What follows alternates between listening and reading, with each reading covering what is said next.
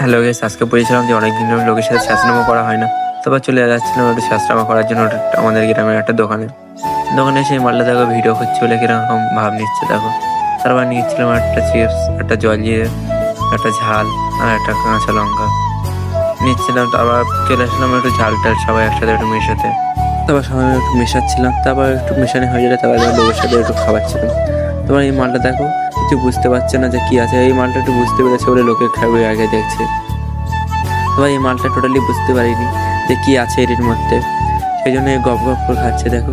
আবার যেন কেউ ভিডিও করছে বলে আরো যেন ভাব নিচ্ছে দেখো। এই মালটা দেখো ওর কাছ থেকে কিনে নিয়ে আমার খাবার একটু চেষ্টা করলো, কেউ বুঝতে পারিনি যে এতে কি আছে।